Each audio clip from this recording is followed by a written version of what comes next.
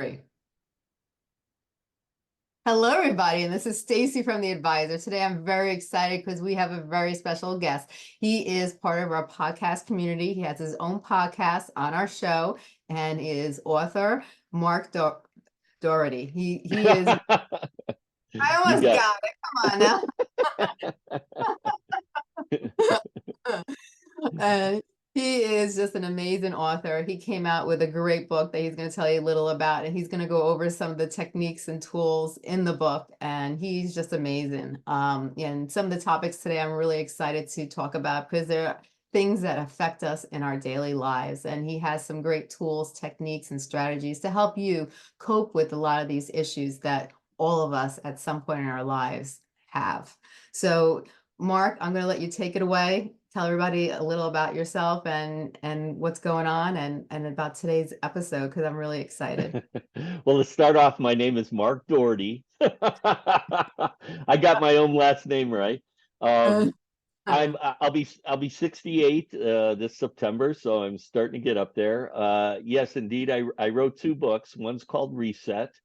It's kind of my journey. I suffered from fear and anxiety most of my adulthood, and then it culminated into cancer when I was 48 years old, and then at 54, what little colon I had left burst, and I really then went into a spiral with that. And so, kind of, and we'll probably talk about it. As I got better, I lost my anxiety, and kind of it was at 60 years old, so about 7 or 8 years ago, I felt like I got my life back, which to be honest with you, I never thought I would get. And so I was very fortunate, and that was one of the reasons I wrote the book. And then actually, on the other end, back in 2020, I did really well in the stock market, and so I wrote a book called "I'm a Genius, Just Ask Me," and and it was about how I made a ton of money in 2020 and then promptly lost about half of it over the last 2 or 3 years. And so it's kind of my journey as a young adult going into the Air Force and learning about finance. I have finance degree or an accounting degree from Bradley University. I went there after I was in the Air Force for 4 years. So I have a financial background. That was kind of my work history. And so, anyways, I did both books and found you, and here we are. So let's get at it. All right. I really commend you because you went through a lot, and it is very, very hard when we have fear and anxiety and it takes control of us. And many people suffer from that. And it's something that people don't like to talk about. People just tend to seclude themselves, and they bubbleize themselves from the world. And many people are afraid to open up and ask others for help.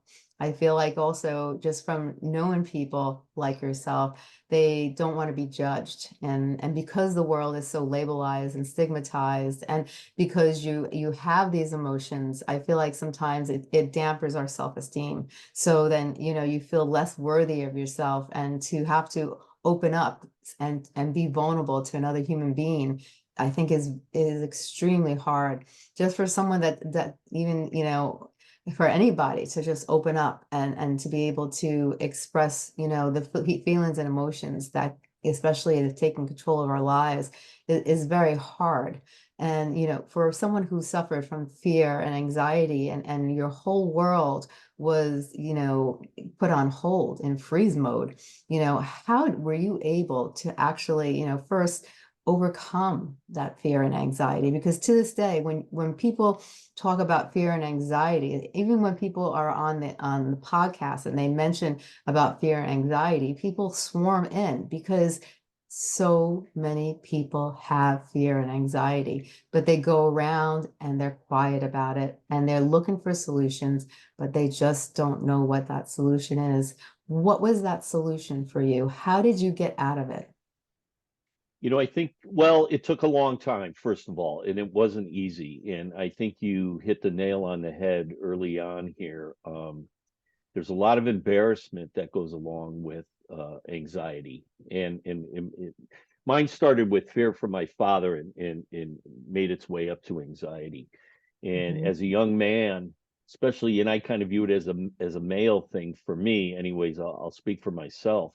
I felt really emasculated that I had these feelings, and I couldn't make them go away, and I couldn't stop them, to be honest with you. And one of the things you brought up just a bit ago was about what I call risk. You have to take a risk, and God, I want to say maybe hope people will understand.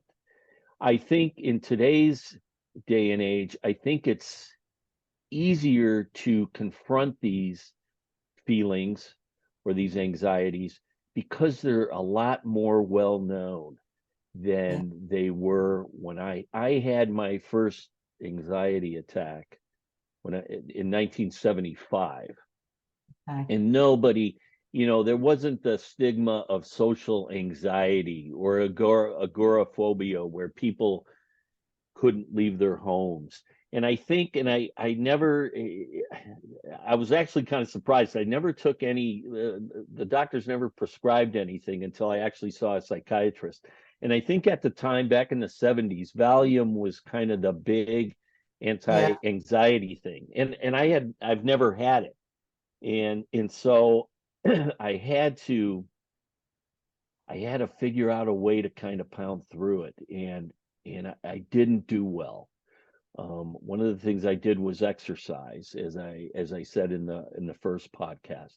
The other Yeah. thing I did too, and I'm not ashamed to say that I did it. And fortunately, I didn't turn into an alcoholic, but I used to some degree alcohol to kind of calm my nerves. Like when I was in college, if I went to a party, I didn't get like, drunk to where I was falling down and stuff, mostly because I couldn't even handle that much alcohol. But Right.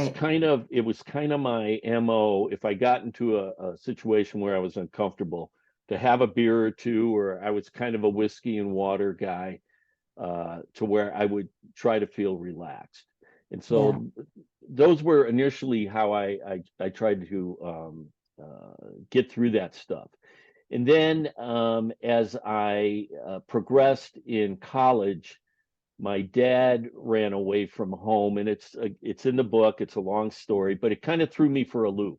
I was always kind of waiting for my father to kind of show up and pat me on the back, Yeah. and he didn't, and I didn't, I guess, really expect him to. When I passed my Russian exam, I was a Russian linguist in the Air Force. I passed Mhm. my Russian exam, and that was a big deal for me. And Yeah. my folks didn't come to any of that. And then I was kind of hoping he was going to come to my college graduation, and he had run away from home a year prior and left my mom and my little sister all by themselves. And so my dad was kind of never there to show up, and I was starting to really, I want to say, collapse, if you will. And I was in my senior year of college, so I knew I had to get my shit together. So as I explained in the book, this was before the internet and iPhones. So I literally walked down to the corner. They had, a phone booth there, and I looked in the yellow pages, and don't know how I chose this therapist, but went in there and started doing biofeedback, which was, again, I think it was just, I didn't have a lot of money. He asked me how much I could pay him. I said, I was working, I was a college student. I told him I could probably afford $25 a session.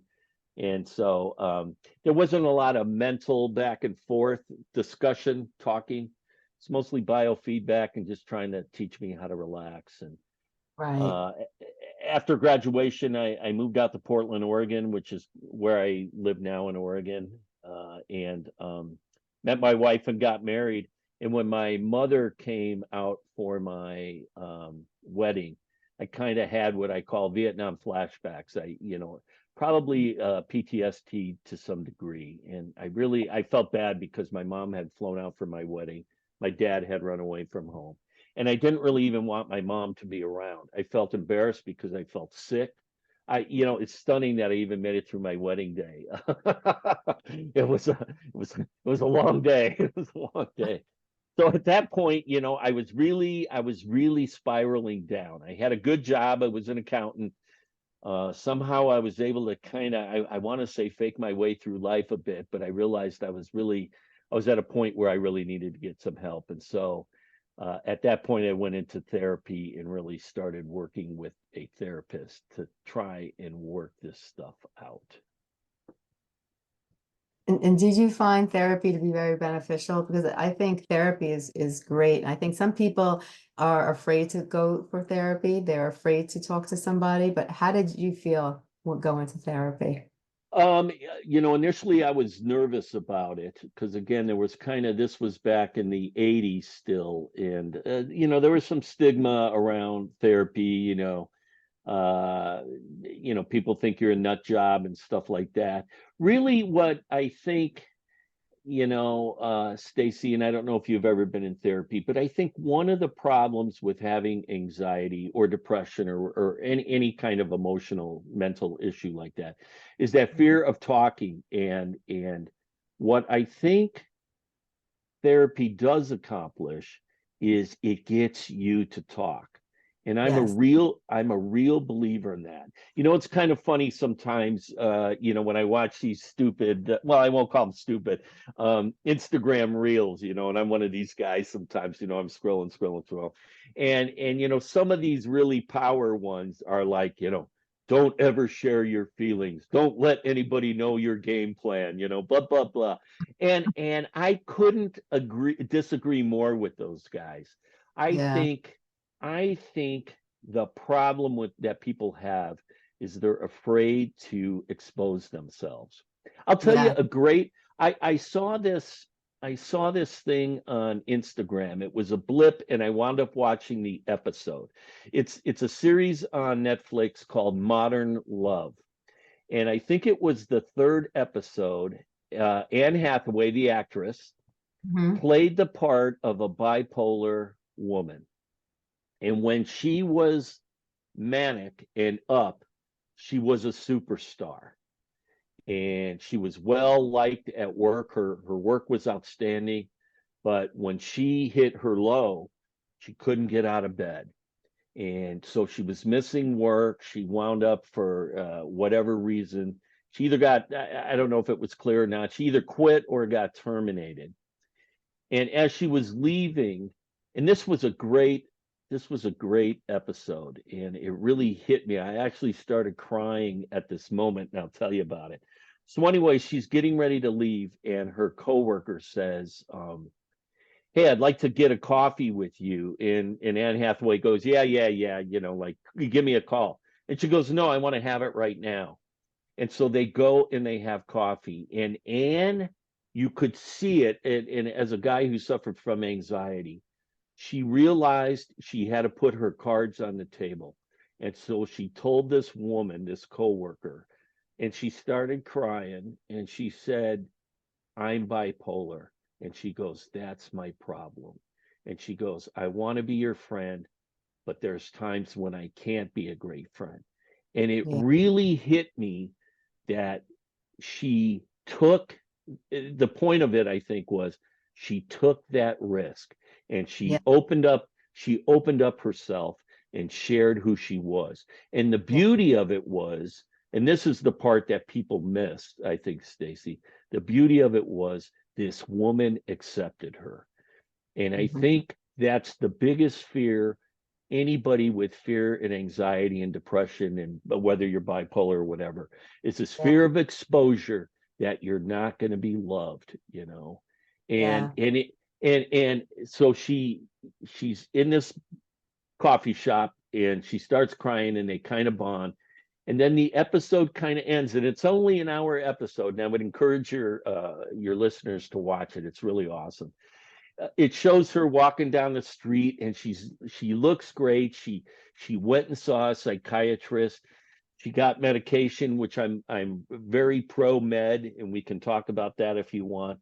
But she Mhm. she was getting her life back. She was learning how to manage her life as it was. Yeah. And that really hit home with me because I felt for a long time I was embarrassed and I wanted to hide it.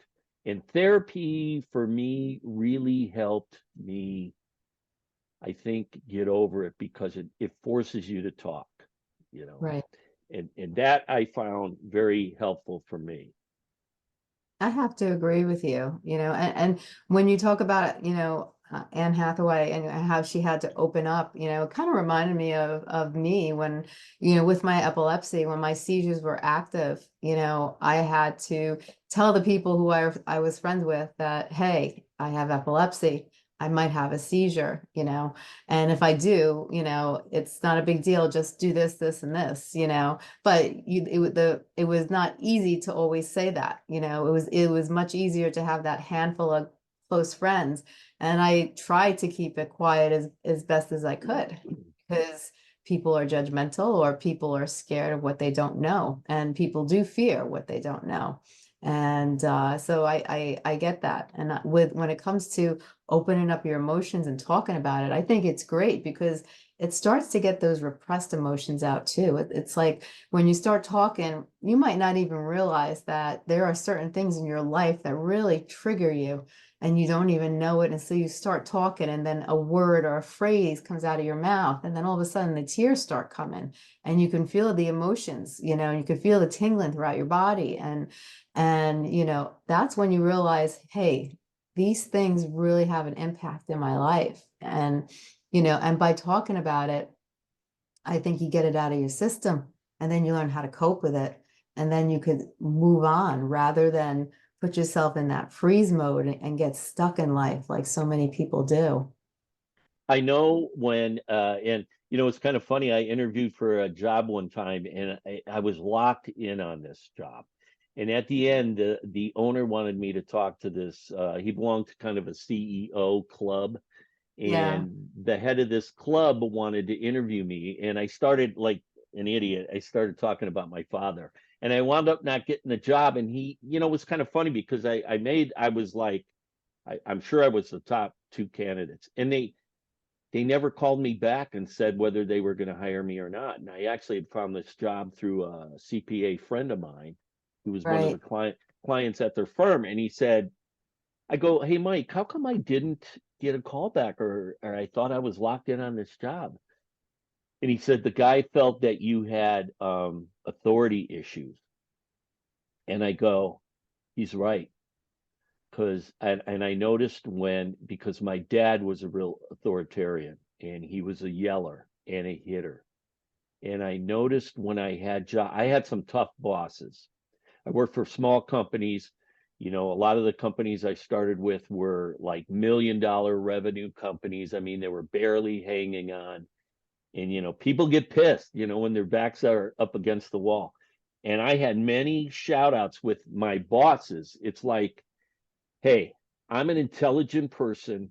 You can talk to me. If you got to yell at me, then we're going to have a problem.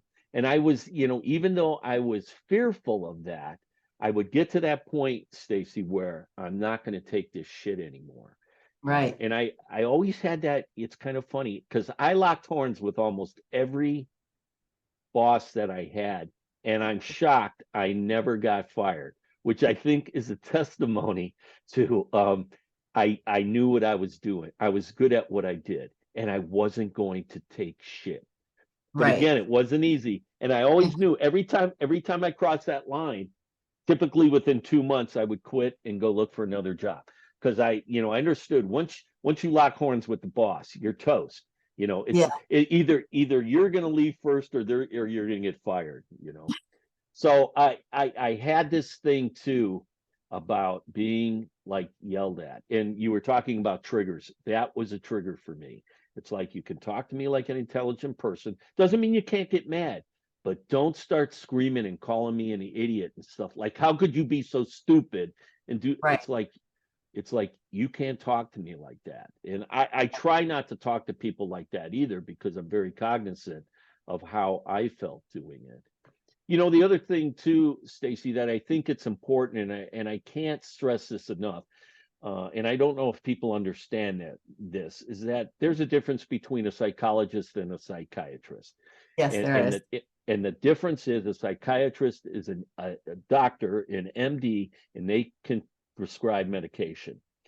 And Mhm, one of the things that really bothered me, when I first went into therapy, I was in my late 20s, and it wasn't until I switched from a psychologist to a psychiatrist that I was able to get on meds. And while they were pretty primitive at the time, I was taking something called nortriptyline, which mhm, I don't think they probably even prescribe anymore because there's so many other, there's Lexapro and all kinds of stuff. mhm. And even though it wasn't like the holy grail, it was like a cold plunge. It kind of snapped me out of it a little bit, to where I Yeah, noticed instead of having 20 panic attacks a day, maybe that I would only have 5 to 10, which was right. still better than 20. And so Yeah, I would encourage, I think it's one thing if you got an issue that is not affecting you physically, let's say, in your right. life, but you need to talk it out. I think Yeah, like a social worker or a psychologist, it's perfect. They right. tend to be cheaper. They're PhDs. They're not idiots, but they Mm, can't prescribe medicine. For right, me, I had physical symptoms where I would start coughing or I felt nauseated or I wasn't a big sweater, but I get like, cotton mouth or like, I just felt like my head was going to blow up. right. For those kind of people, you need a medication. You need something to help you break that cycle. And I think Yes. it's really important that people understand that. And don't, Mm, you know, I was really disappointed as I became more sophisticated. I was really disappointed in my psychologist that they didn't recommend that I try to get on medication. I thought that was a drop on their part. yeah, And again, I don't want to fault them, but you're kind of a money train for them. There's always this question of when are you ready to leave? And I was always, I'll tell you, I'll be honest, I was always the guy who said, okay, I think I'm in a good spot now. I'm right. gonna I'm gonna go away for a while and try and manage my life. If I Yes. have issues, I'm gonna come back. They never quite, at least I never had the experience of, I think you're cured or we're good for right now. Yeah, You again, I'm kind of this believer of you got to take your control of your own body, your own health, take responsibility for who you are and do that kind of stuff. So right.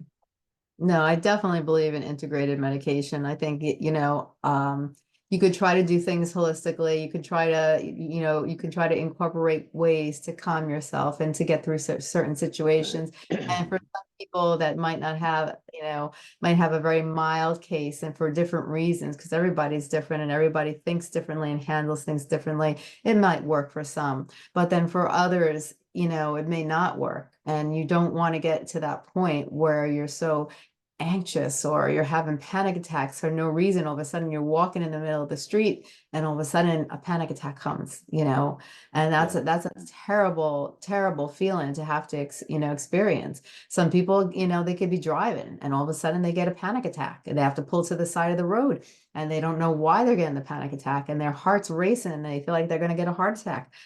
So when you have these situations, you can't always rely on holistic, to you have to go to a doctor, you have to, really get evaluated. And why is this happening to me? What's the root cause? And what kind of solutions are we looking at to cure this problem so it doesn't happen anymore? I think you're exactly right.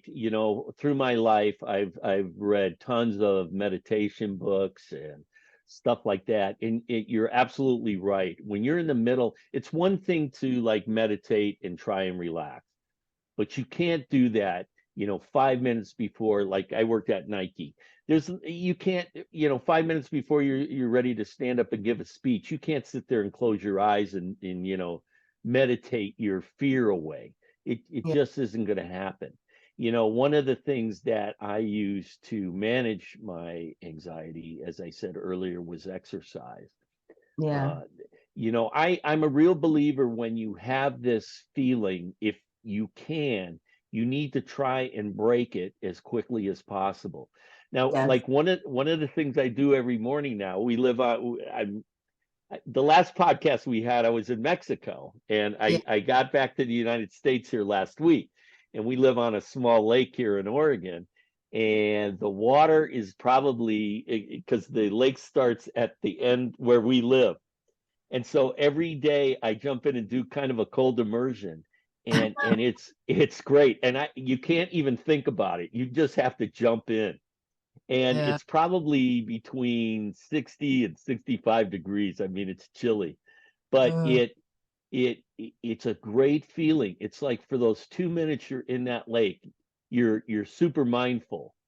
And there's a yeah. lot to be said about being mindful as well. And again, I think that's part of what makes exercise so effective is that you're sweating, but Yeah.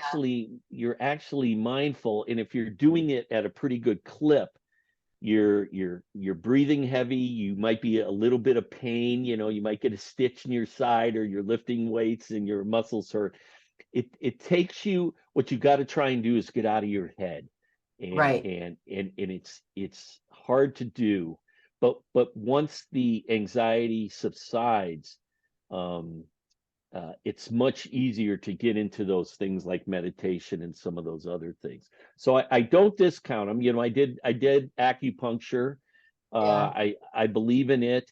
Sometimes it's like, it's funny. I did acupuncture when I was going through chemotherapy, and you never know whether it's working or not, but I know I never got to the point of being so nauseated that I threw up. And so it's kind of this cause and effect. It's like, okay, I didn't throw up and I was doing acupuncture, so it must be working, you know. Right. Now whether it was working or not, who knows? But you take the ball and you run with it. So Yes. so some and we all do that. It's like sometimes, it's like I'm running and I feel better. I'm just going to keep doing it, Right. and assume, and you can see, you feel thinner, you look better, so it works. But sometimes you just got to stick with it. But yeah, sometimes holistic stuff is great if your anxieties and fears or issues are, let's see, relatively minor on the Richter scale of stress. Right. When you got a lot of stuff you're going through, not so much. It's hard to even sit still, let alone try and meditate.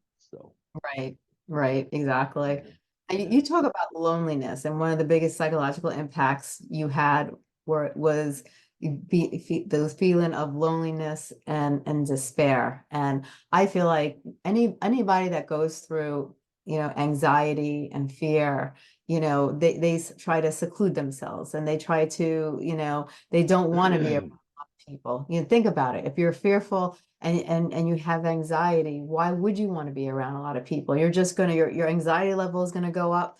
And if you're fearful about being around people, the more fearful, the more anxiety you're gonna have. But then when you look at loneliness, and I know people that have fear and anxiety, and they do keep themselves secluded in their own little circle. And I always say to myself, that has to be so depressing, to consistently keep yourself, you're by yourself, and every day it's just you, you might have a significant other, you might see people that stop by, but overall, most of the time you're by yourself. And I know for a fact, when I was going through my epilepsy and my seizures were in control, I had to give up driving for 15 years. And even though I was in my home and I was working from my home, I felt imprisoned in my home, and if that made sense. And I felt very lonely, and it was a terrible feeling. So I want I know there's a lot of people out there that have that, because if you have fear and you have anxiety, then you are experiencing loneliness, because you're not out there trying to be the center of attention and in the middle of the crowd. And for you, how did it feel when you were going through those lonely feelings? Because I know for me, it was just it was one of it was such a grueling time, those 15 years of my life. I just felt so alone, even though I had people around me that loved me. I felt just by myself many times, imprisoned. You know, I would say when I was going through my anxiety attacks, in panic attacks, I didn't feel a lot of aloneness then because I was still like my first panic attack, I was in the Air Force. Mhm. So, and I didn't go AWOL. So I was at work I was at work every day. I was on flight status. I had to fly. So I was around people all the time. Even though I felt, let's say, somewhat maybe uncomfortable, they were guys I knew. I don't know that I ever really shared with them what I was going through, but I was able to kind of fake my way through. And then after that, college, and then I went to work. Where I really felt loneliness was when I got sick. Mm. And I think the last time I talked to you, uh, I had read Katie Couric's husband died of colon cancer, and I had rectal cancer. And there was a little line in her book that she said her husband made this comment that having cancer was the loneliest thing he ever went through. And I put in my book, and this is how bad, how lonely I was. I remember sitting on the toilet. My behind is actually sewn shut. And at the time, my urethra got nicked and I was leaking urine out of my behind. And so there was technically nothing was supposed to be coming out. And I'm sitting on the toilet. I'm dry heaving in a bucket.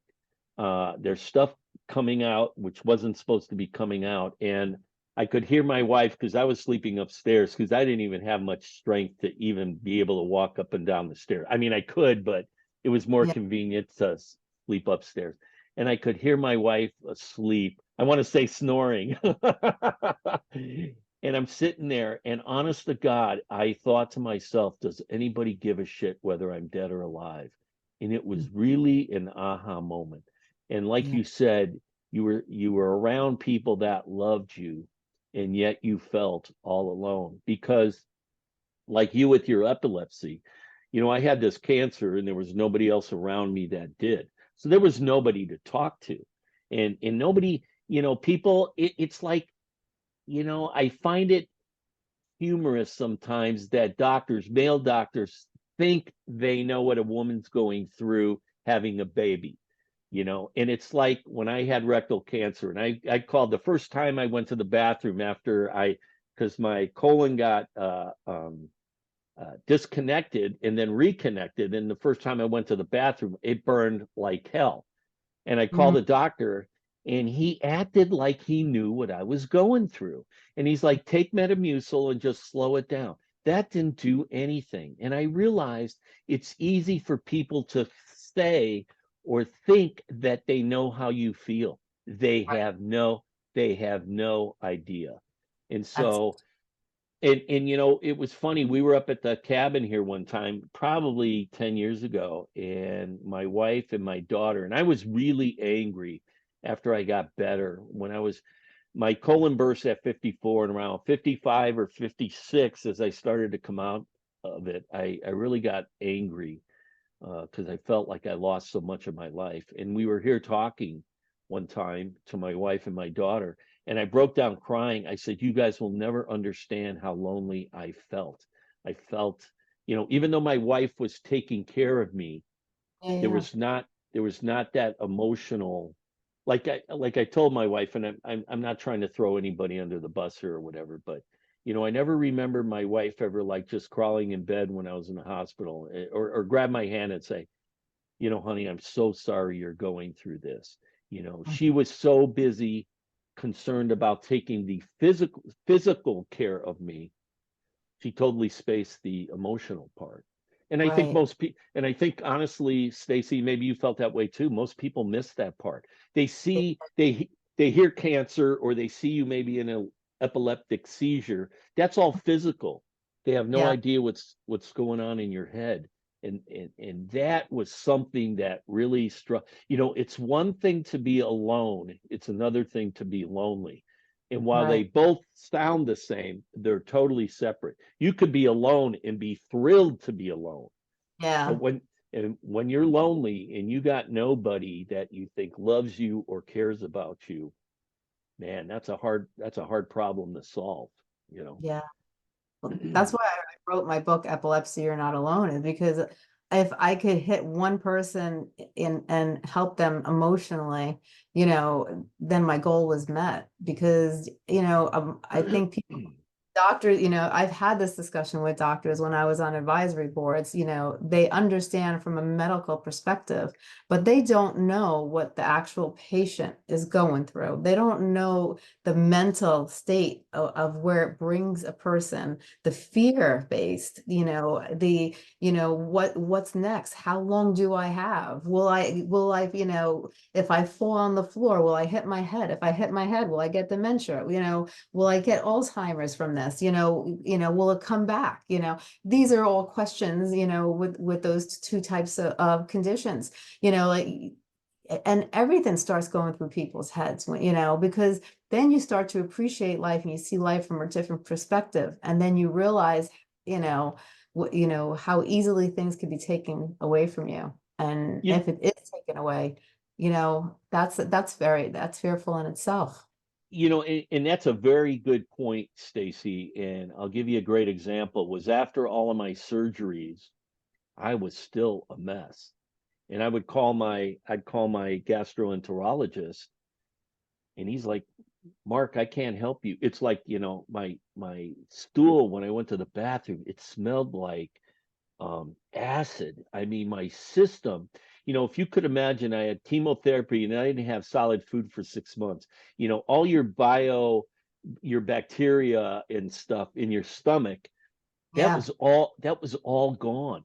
And I would yeah, call my doctors and it's like, help me. And he's like, Mark, basically he's saying, without coming out and saying it, he's like, Mark, I'm a surgeon.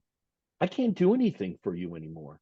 And so I yeah, wound up going to see a naturopath and got on this powdered nourishment that like totally helped fix my system.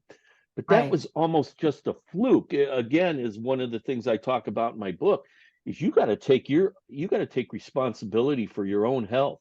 If you're going to Yeah, sit around and wait for the doctor to come knock on your door and tell you I can help you, well, I'm sad to break you the news to you, but it ain't going to happen. And exactly. so, if you feel like something's wrong with you, you got to keep pushing.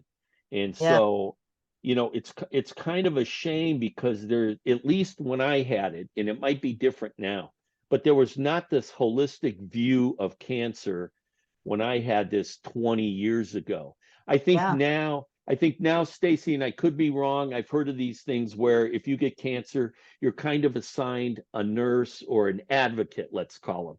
And then yeah, they funnel you to the doctor, to the nurse, or this guy or that guy. I didn't yeah, have any of that. And right. so I had nobody to advocate for me. I mean, I had what I considered great surgeons, although they screwed up too. As I put in my book, I lost one of my kidneys.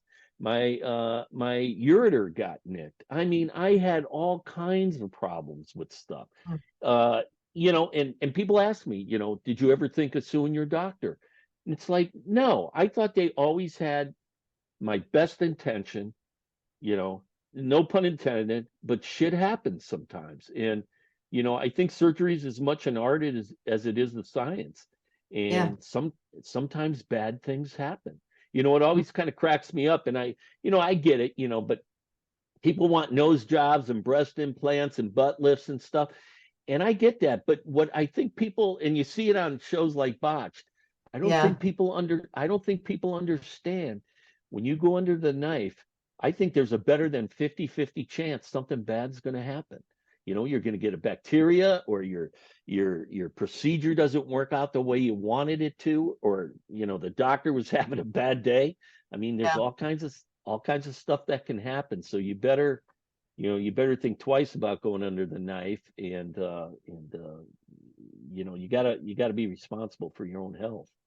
yeah. I don't think people realize that the first time you are opened up, your whole body chemistry changes. When you're exposed to oxygen, your inside of your body starts changing immediately, because our body was not meant for the oxygen to enter it in that respect, into the bloodstream, like when you cut someone open. So, and anything could happen. There's so many things that even when they talk about cosmetic surgery, people have had surgery done and have had terrible problems, even when they've had deviated septrums. People have gone in for these surgeries, and I can't tell you how many people have come out and said, I breathed the worst I've ever had. And, doctors promising them that they were going to breathe the best they ever, would. And so you don't know what is going to happen when you go underneath the knife. It's a 50-50, it's a coin toss. It really is. Right. And you have to have a certain amount of trust. I'm not a religious guy, and people would say to me, you got to believe in God, or you're in God's hands. And I always used to say, I believe in my doctors. I had to trust that they had my best interest at heart. Right. And like I always told people, don't ever tell your doctor you're going to sue him until after surgery, not before. When you send the food back at a restaurant, right? Yeah, eat the whole thing, then send it back.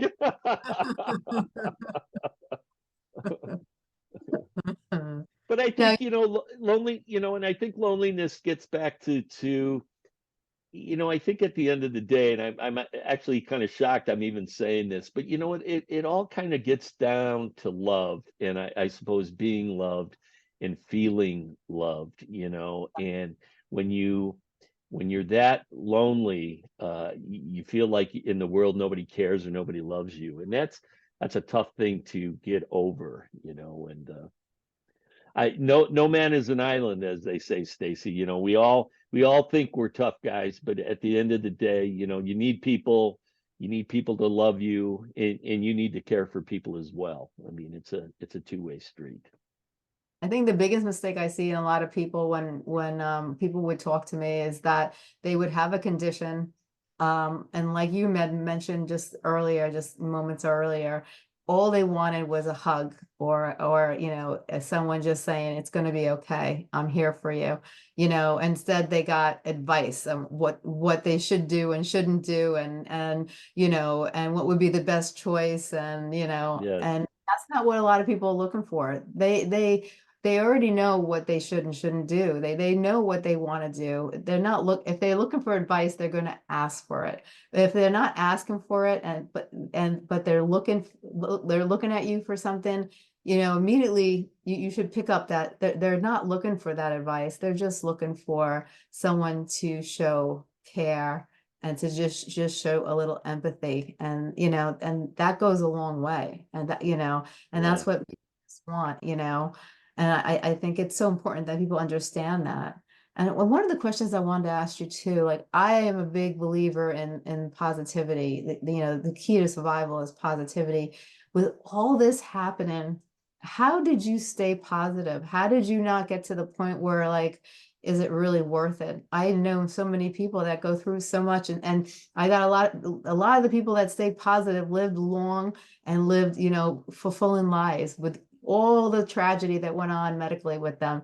And then the ones that, as soon as they let positivity go from their lives, is when their lives ended. And mindset, the key to life is positivity. How did you stay positive, and how strong do you think being positive is when it comes to surviving cancer or any other illness? Well, I think it's huge, and I think it's documented, scientifically, that attitude is everything. It's that's actually a great question, because for me, it was almost a blessing, and I put in the book, after 20 years plus of these anxiety attacks, panic attacks, where you couldn't touch anything. There was Yeah, nothing physical other than I was bleeding when I went to the bathroom, and I felt nauseated. And yeah. then all of a sudden, I see the doctor, he does a colonoscopy, I got cancer. And I was almost grateful, because now I had something physical that I could work on. And Yeah. that in itself was kind of a positive thing for me. It allowed me to switch, Stacey, from the mental side of being sick to now the Yeah. physical side. Because once you get cancer, man, you get a gastroenterologist and you get a radiation oncologist and you get a regular oncologist, and it's go, go, go. And you don't have time to think, they got you moving. And now everything's physical. You're getting radiation, you're getting scoped, you have surgery. It's all physical now, and it winds up taking your head out of the game, which is what you want to do. But to Right. kind of answer your question, I think I was grateful that I had anxiety versus depression. Yeah. And there was moments I remember I had surgery and I came home and my temperature went up to 103 and 104. And I Wow. remember it was like midnight, and my wife Sally wanted to take me to the hospital, and I was like, I'm like, I don't want to go. And I remember I was laying in bed, and I put my head in the pillow, and I actually said this to myself. I said, if there is a God, take me now. It's like I was done with this shit. Yeah. I had so many, and then if you read my book, I mean, there were so many bad things that happened to me, and Yeah. it's a great question, Stacey, and I'm not sure I have a great answer other than I try to brag that I have this great Irish wit about me. I always made jokes. I'm kind of a joker as it is. It's part of my deep personality. I think it helped pull me out, but Mm-hmm. it was tough, and I could see where people. Boy, there's times when you get, how the question is, and I don't have the answer, Stacey, is how many times you get knocked down before you say, I'm done. For Right. some people, it's once. For some people, it's 100. For some people, it's never. And I will say, I think about this a lot too. At 68, if I got like bladder cancer, for instance, like I had a lot of radiation down in my pelvic area because that's Yeah. where my tumor was. And one of Right. the things they find out now is that years later, you wind up potentially getting cancer of the bladder because you had so much radiation down there. Wow. And there was even talk that I was going to have to, when I had a hole in my urethra, they were talking about putting in a urine bag on top of my stoma bag for Oh, like wow. 6 months because they were going to go in and try and repair this thing. And I'm Yeah. like, Yeah. you got to be kidding me. I Right. just, I didn't. So I, I I just tried to stay positive, tried to do the best I could. Yeah. I think one of the things I learned as a young person, especially as I went into the Air Force, was kind of to never give up. Right. I almost now have this thing like almost tell me I can't do something so that I'll do it. It's almost like breaking the rules kind of a thing. And Yeah. and and I'm just wired like that. And I know a lot of people aren't. And so I wonder sometimes if it came back, if I ever got hit with cancer again, would I be Yeah. as upbeat? Because it's one thing I think to have cancer at 48, Yeah. still relatively young, but now at 68, I've been around the block a few times, I hate to say this, but sex isn't as important as it used to be. You didn't don't put that on tape though. Block it. so so so there's some things it's like and one of the things I would never do, Stacey, is suck my family dry trying to stay alive. I think that is bullshit. So I could live 2 more months. Who gives a crap? Right. I'm really pragmatic that way. I'm not gonna suck people down with me. I tell people if I find out and I'm in Mexico, I'm gonna smoke a big doobie and just supboard out and hope an orca whale just comes and eats me. And maybe we can end on that note. I like that note. I like that note. That's how you wrap up a podcast, Stacey. That is a podcast. I like that. I like that. You have So to go out anyways, with fun. Yeah, for sure. yeah, go out with a splash. Yes. So Yes, definitely. So if you had to take today's conversation, you wanted to emphasize on a couple of important points before we go, what would be some of the things you want the listeners to remember from our conversation? yeah, again, I think, if you have emotional mental health issues, by all means get help. And if they're severe, I would certainly get medication.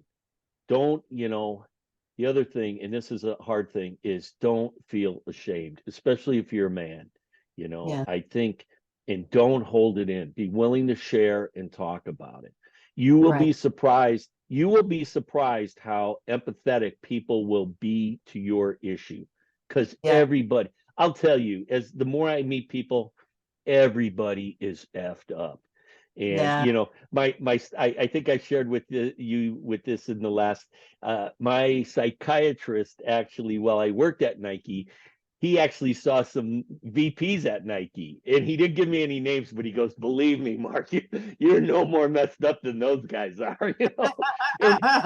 And sometimes you just need to hear that, Stacey. It's like, I'm not, yeah, you got a problem, but it's solvable, and you're not that messed up. And then Right. and then ultimately, and I'm a big responsibility, accountability person, is, if you got an issue, you got to take responsibility. Nobody, as you and I have agreed, nobody's going to come knocking on your door and telling you they're going to fix you. And Right. if you don't find the right psychiatrist or doctor or whoever, find somebody else. There's a million people out there. And Yeah. it's like dating. You meet a million girls, but you only marry one, or Right. two if you get divorced. There's that Irish wit again. Yeah, there how's you that go. how's that for a wrap up? That is super wrap up. I love it. Okay. Okay. I amazing conversation. This is things that people need to listen to and really hear and understand because, so many people think they're the only ones, and so many people have, gone through what you've gone, well, not everything, but, they've gone through different things, but had the same type of emotions, and they just feel so alone, and they just don't know where to turn. And I think, by listening to everything that you've gone through in life and how you overcame it, it gives people hope, gives people, that, hey, if Mark could do it, so can I, and that's what people need to hear, is that, where there's a will, there is a way. You just have to believe in yourself, and you have to just, listen to that inner voice in you, and just follow your heart. And, I really commend you. And I do want to say, and you kind of alluded to it there. um I'm nobody special. I don't have any great gifts. My IQ is probably less than 100. I just pounded through it. I just, like, didn't want to give up. And so I guess what I'm saying is anybody can do it. And it's not easy. I'm not saying it's easy at all, but it can Right. be done. It can, and it's worth it. I got my Yeah. life back. I got my life back at 60 now. You know a little bit about me. I have a home in Mexico and this home here in Oregon. I got no debt. I'm not rich, but I got no debt. I got a good life. I got a healthy family. I'm really the luckiest guy in the world. I love it. This has been amazing, Mark. Thank you so much for coming on the show today, and thank you for sharing your story. It's your story, especially because there's so many emotions and so many obstacles you had to overcome. It's not easy for people to share their story, so I commend you. It's very hard for people to talk about the issues that they go through in their own lives, but by listening to your story, I think it's an encouragement to others to open up and to get help that they need. So thank you so much for coming on and talking about these issues today. Thank you. My pleasure, Stacy. Thanks for having me. Oh, you're welcome. Talk to you soon. Bye bye. Bye bye.